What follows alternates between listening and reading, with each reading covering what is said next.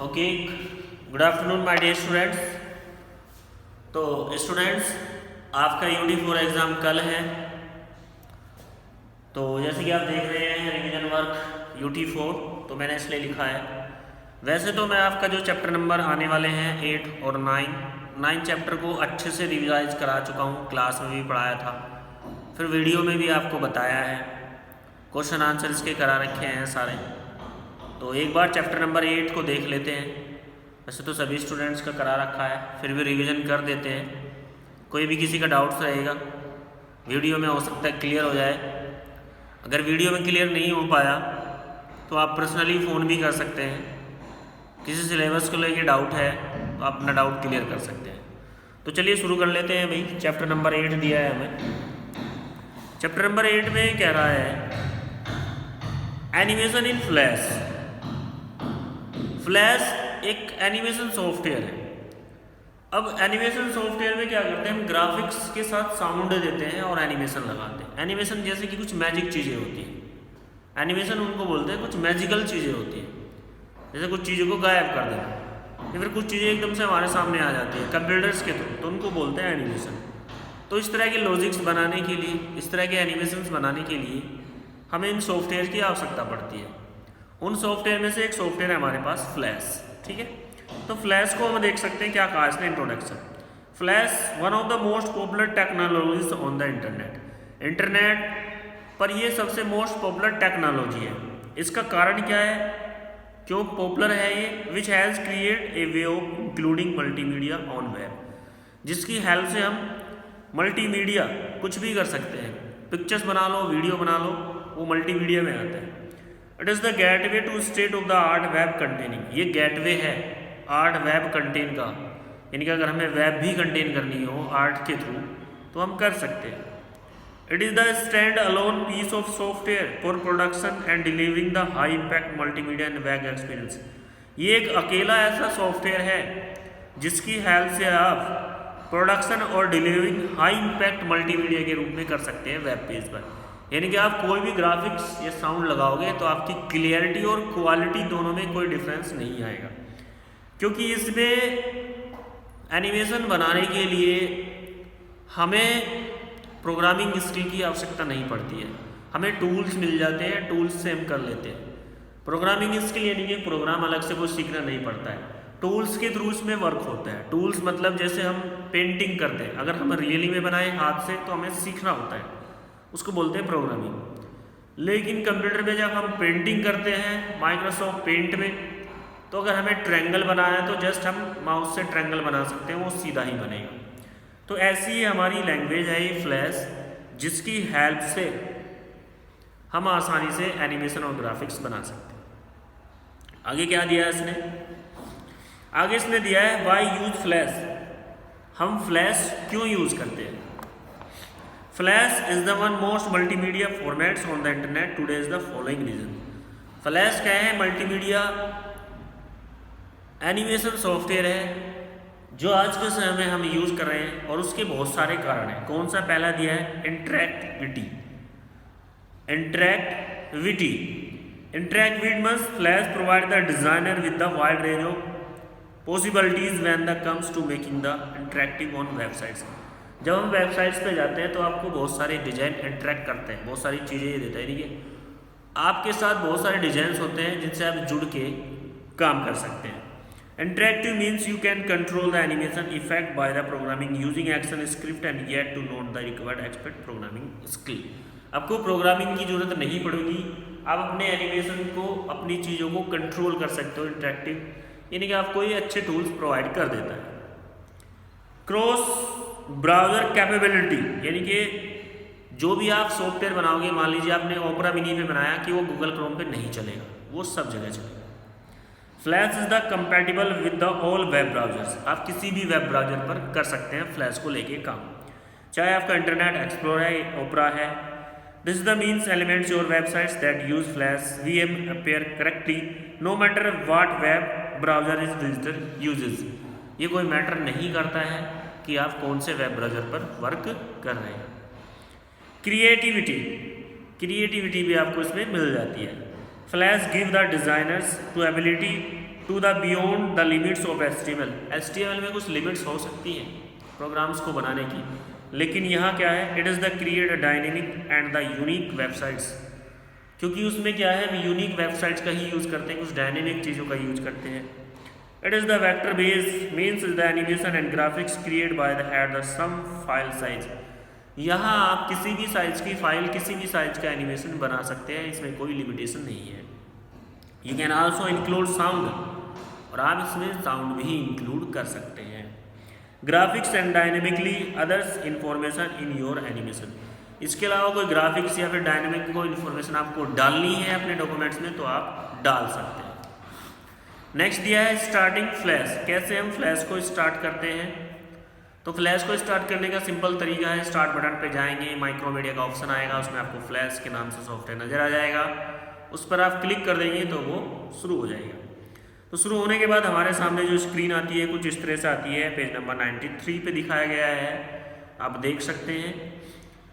When you load Flash, its interface might look quite completely something similar to this। जैसे आप अपने flash को open कर देते हैं अपनी स्क्रीन पर, तो आपके सामने कुछ इस तरह की स्क्रीन नज़र आती है। पहला दिया है इसने स्टेक। स्टेक एक ऐसा एरिया है जहाँ पर हम चीज़ों को ड्रा करते हैं, जहाँ पर हम वर्क करते हैं। Stage is an area where the directly draw और अरेंज और इम्पैक्ट इक्विड्स art work from the other sources to create a movies. अगर हम कोई भी मूवीज़ बना रहे हैं, एनिमेशन से रिलेटेड वीडियो क्लिप बना रहे हैं, तो वो स्टेक पर बनती है। The work area surround the stage. Stage के चारों तरफ होता है। You can place content the work area but only the content that appear stage will house of the finish movies and the on draw area consent like row columns you make the while doing the calculating in the maths. वो चीज़ों को रखते हैं work area में जिन चीज़ों की हमें stake पर वर्क कर समय आवश्यकता पड़ती है। जब हम स्टेक पर वर्क कर रहे होते हैं तो कौन कौन से टूल्स की हमें आवश्यकता होगी, हम रख सकते हैं वर्क एरिया में।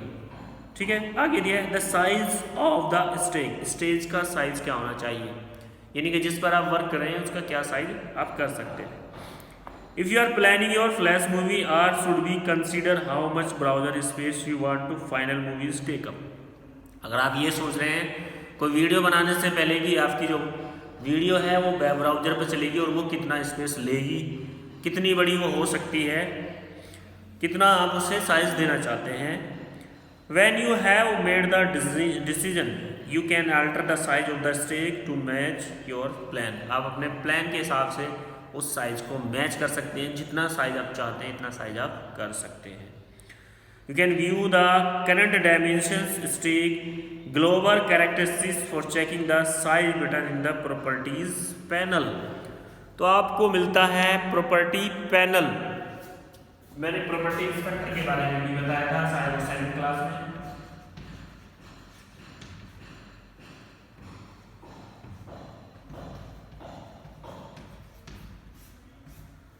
प्रॉपर्टीज पैनल, इसमें आपको साइज बटन मिल जाएगा। वहाँ से जैसे आप साइज बटन पर क्लिक करेंगे एक डायलॉग बॉक्स आपके सामने खुल के आ जाएगा। उसमें आप डायमेंशन भर देंगे, कितना वाइड होना चाहिए और कितना आपका लॉन्ग होना चाहिए। ठीक है, this option is the open the properties where you make the global change the property used object और सिंबल्स। नेक्स्ट चलते हैं भी, आगे क्या कहा है इसने। आगे इसने कहा है टाइमलाइन विंडो।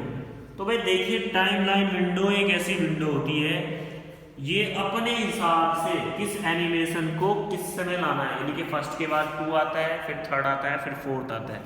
तो जब आप एनिमेशन मूवीज़ बना दोगे, उसमें लगा देंगे कि इसके बाद ये आएगा, इसके बाद फिर ये एनिमेशन आएगा, वो टाइमलाइन का काम होता है कि जैसे आपने उसको अरेंज किया है, कोऑर्डिनेट किया है, उसी हिसाब से ये शो करता रहे, उसी हिसाब से डिस्प्ले देता रहे।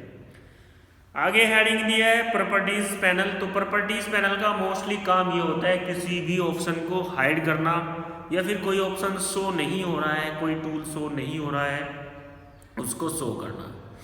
तो उसने कहा भी है properties panel is palace just below the stage, stage के बिल्कुल नीचे होता है, and appears by the default when the flash is launch. जैसे ही फ्लैश को हम लॉन्च करते हैं, ओपन करते हैं, तो ये ऑटोमेटिकली आ जाता है। Using the properties to panels you can easily manipulate all the movie contents from one place. आप आसानी से किसी भी कंटेंट्स को, मूवी कंटेंट्स को देख सकते हैं। द मेकर्स वर्क ईजियर, इससे हमारा वर्क आसानी से हो जाता है। If you don't have any content और stage, this is the how to properties panel appear. तो कैसे प्रॉपर्टीज पैनल अपेयर होगा? The properties panel is the contextual, it's change with the type of tool chosen. Click on the oval tool and watch the change in the panel. You will learn to admire this time save the new features you get access to the Flabus utilities। तो क्या करेंगे, अगर आपको show नहीं हो रहा है तो कहाँ जाएंगे? विंडोज में जाएंगे, पैनल सेट्स में जाएंगे, डिफॉल्ट लेआउट पर क्लिक कर देंगे तो आपका प्रॉपर्टीज पैनल खुल के आ जाएगा। अगर आपको प्रॉपर्टीज पैनल लाना है तो विंडो के ऑप्शन आता है, आपको मेन्यू बार में विंडो का ऑप्शन मिलेगा जहाँ पर आपका फाइल, एडिट, ये सारी चीज़ें लिखी रहती है। वहाँ पर आपको पैनल सेट्स पे क्लिक करना है, डिफ़ॉल्ट लेआउट का ऑप्शन आता है, उस पर क्लिक कर देना है तो क्या हो जाएगा? आपका प्रॉपर्टीज पैनल ओपन हो जाएगा। अब बात कर लेते हैं नविंग टूल बॉक्स, ऐसे टूल्स जिनका हम यूज करके अपने एनिमेशंस को बनाते हैं, अपने ग्राफिक्स को बनाते हैं। जैसे कि पेज नंबर 95 पर दिखाया गया है, कुछ इस तरह के ही टूल हमारे माइक्रोसॉफ्ट एडोब फ्लैश फोटोशॉप में मिलते हैं। तो फोटोशॉप में भी यही टूल बॉक्स होता है, तो यहाँ पर भी यही टूल बॉक्स है, लेकिन सॉफ्टवेयर के हिसाब से इनका यूजेस अलग अलग है। तो उसने कहा भी है, the tools in the tool box you can draw, colour, select and modify. Tools से आप क्या कर सकते हैं? टूल बॉक्स से आप ड्रा कर सकते हैं, कलर कर सकते हैं, सेलेक्ट कर सकते हैं, मॉडिफाई, अपने हिसाब से कोई भी चेंज आप कर सकते हैं। Drawing objects for the flash movie, let's take and look at each of the tool. कोई भी ड्राइंग ऑब्जेक्ट आपको फ्लैश मूवी में बनाना हो तो कैसे हम बनाएंगे, चलिए देखते हैं। एक एक टूल को हम चेक करेंगे। सबसे पहले दिया है हमारे पास सिलेक्शन टूल। सिलेक्शन टूल का मतलब होता है किसी भी चीज़ को सिलेक्ट करना। और arrow tool, you can select the object और ए पार्ट्स ऑफ द मूविंग और arrow pointer over the object. कोई भी ऑब्जेक्ट आपको सिलेक्ट करना है, सिलेक्शन टूल की हेल्प से कर सकते हैं, या फिर किसी भी ऑब्जेक्ट के पार्ट को कट करके सेलेक्ट करना है तो आप उसे भी कर सकते हैं, तो वो सिलेक्शन टूल से होगा। नेक्स्ट नंबर पे दिए है the line tool. Line tool is just with the sound like a tool bar function in Flash that lets you draw the straight line easily just by the pointing or clicking, just click where you want to line to stop। Line tool से आप line draw कर सकते हैं, जहाँ चाहे वहाँ से draw कर सकते हैं और जहाँ चाहे इतनी लंबी लाइन आप बना सकते हैं। You can constrain your lines to the strictly vertical, strictly horizontal by the holding down the shift key as you down draw them। आप हॉरिजॉन्टल या फिर वर्टिकल किसी भी तरह की लाइन बना सकते हैं, शिफ्ट की का यूज करके आप एक स्ट्रेट लाइन बना सकते हैं। They will the snap to present and length the perfect right angle and the perfect diagonal. आप परफेक्ट एंगल भी बना सकते हैं लाइन टूल से और परफेक्ट डायगोनल भी बना सकते हैं। परफेक्ट एंगल मतलब समझ रहे हैं, एंगल किस तरह बनाएंगे हम भाई? एंगल इस तरह बनाएंगे। डायगोनल बनाना हो उस तरह से बनेगा।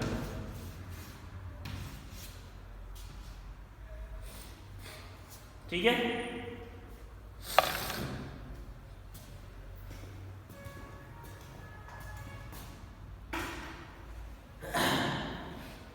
Sorry students. ठीक है, आगे दिया है लासो टूल। लासो टूल का काम क्या होता है भाई? देखिए लासो टूल क्या कह रहा है आपको। The lasso tool allow you to choose the object और a piece of object by selecting around it. इसके चारों तरफ जो भी चीजें होती है, कोई ऑब्जेक्ट होता है, उसको सिलेक्ट करना हो चारों तरफ को, उसको कर सकते हैं लासो टूल से। पेन टूल से क्या करेंगे आप? कर्व या स्ट्रेट लाइन बना सकते हैं। टेक्स्ट टूल दिया है, टेक्स्ट टूल की हेल्प से आप कोई भी इमेज के ऊपर लिखना है, किसी ग्राफिक्स के ऊपर लिखना है तो टेक्स्ट टूल की हेल्प से आप लिख सकते हैं। Oval tool, create circle and vowels, hold down the shift की, क्रिएट परफेक्ट सर्कल। आप सर्कल बना सकते हैं, ओवल टूल से ओवल्स बना सकते हैं। परफेक्ट सर्कल बनाना है तो शिफ्ट की का यूज करना पड़ेगा। रेक्टेंगल टूल से आप क्या करेंगे? रेक्टेंगल्स और स्क्वायर दोनों बना सकते हैं।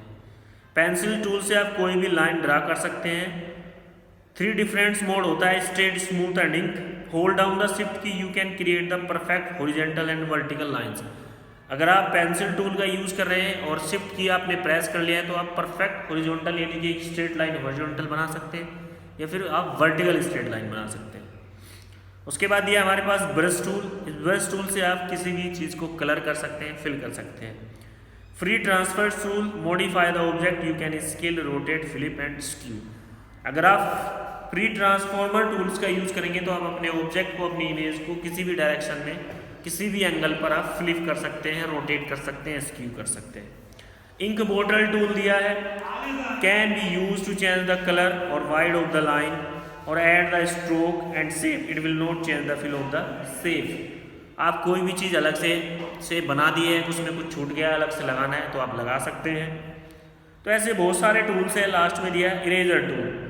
इरेजर टूल से मतलब ये है कि आप कोई भी चीज़ आपको इरेज करनी है, अनवांटेड एरिया है किसी भी ऑब्जेक्ट का, वो हटाना है या फिर पूरा ऑब्जेक्ट ही हटाना है तो आप इरेजर टूल का यूज़ कर सकते हैं। आगे इसने दिया है नविंग सिंबल्स। कुछ सिंबल्स जान लेते हैं अभी। सिंबल्स की हेल्प से हम अलग अलग चीज़ों को करते हैं। मान लीजिए मैंने कोई भी सिंबल बनाया, एक मैंने क्या किया, बोर्ड को ड्रा किया है और उसके लिए एक सिंबल बना दिया। नेक्स्ट टाइम जब भी मैं बोर्ड ड्रा करूँ तो उस सिंबल पर क्लिक करूँ, ऑटोमेटिकली पूरी की ड्रा हुई बोर्ड मेरे सामने आ जाएगी।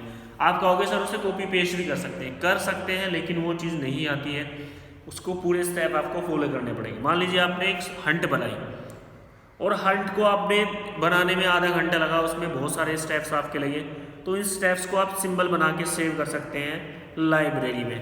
जैसे ही आप क्लिक करेंगे वो लाइब्रेरी में उस सिंबल पर, तो ऑटोमेटिकली आपकी हंट आपके सामने आ जाएगी। तो ये ऐसे ही बहुत सारे इसमें एनिमेशन आप इन्हें पढ़ लेंगे स्टूडेंट्स, ठीक है। बाकी पेज नंबर 105 पे आ जाते हैं फ्लैश शॉर्टकट की। तो इन्हें जरूर पढ़ लें भी, फ्लैश शॉर्टकट की को सभी स्टूडेंट पढ़ें। हो सकता है एक आध क्वेश्चन इसमें से आ जाए तो इसको जरूर पढ़ें। वीडियो बनाने का मेरा पर्पज़ यही था, UT4 से पहले जो भी इसमें है वो आपको हम बता दें। नेक्स्ट क्या दिया है, नेक्स्ट दिया है हमारे पास पेज नंबर 106। इसमें कुछ करेक्ट आंसर, क्वेश्चन आंसर और फिलअप और टिक करेक्ट दिया है। तो सबसे पहले टिक करेक्ट पे नजर मार लेते हैं। टिक करेक्ट में फर्स्ट का आ जाएगा B, सेकंड का A है, थर्ड का C है, फोर्थ का A है, फिफ्थ का D है, सिक्स्थ का B है। उसके बाद बात कर लेते हैं फिल इन द ब्लैंक्स की। फर्स्ट में वेब आएगा, सेकंड में यूनिक, थर्ड में मूवीज, फोर्थ में टाइमलाइन विंडोज, फिफ्थ में विजुअल, सिक्स में सिलेक्शन टूल, सेवेंथ में लासो और एट्थ में आपका स्मूथ। उसके बाद क्वेश्चन दिया है हमारे पास ट्रू एंड फॉल्स। तो फर्स्ट ट्रू है, सेकंड ट्रू है, थर्ड आपका फॉल्स है, फोर्थ ट्रू है, फिफ्थ ट्रू है और सिक्स हमारा फॉल्स है। अब बात कर लेते हैं क्वेश्चन नंबर डी की। Right the key कंबाइनेशन for the followings. नीचे कुछ कीज या फिर उसका कंबाइनेशन है वो आप दे सकते हैं। तो ये क्वेश्चन जरा इंपॉर्टेंट है, सभी स्टूडेंट्स इस क्वेश्चन को भी जरूर रेडी करें, हो सकता है ये आपके एग्जाम में आ जाए। उसके बाद आंसर द फॉलोइंग क्वेश्चंस दिए हैं, इनको आप देख सकते हैं, तैयार कर लेंगे। बस यही इस चैप्टर में था। बाकी मैंने आपको कंप्यूटर थ्रेड्स के बारे में तो कम्प्लीटली पढ़ा दिया है। रिवीजन वीडियो बनाने का यही पर्पस था। कोई भी स्टूडेंट्स अगर फिर भी किसी का सिलेबस से रिलेटेड, क्वेश्चन आंसर से रिलेटेड कोई भी प्रॉब्लम्स है तो वो कॉल करके भी पूछ सकता है। रिवीजन में तो यही चीज़ें थी, और पेपर अच्छे से पढ़ें और अच्छे से दें, कोई दिक्कत नहीं है, पेपर अच्छा आएगा। आज के लिए इतना ही, थैंक यू। उम्मीद करता हूँ सभी को समझ में आया होगा। दोबारा फिर कहता हूँ कोई प्रॉब्लम होगी तो आप कॉल भी कर सकते हैं। धन्यवाद।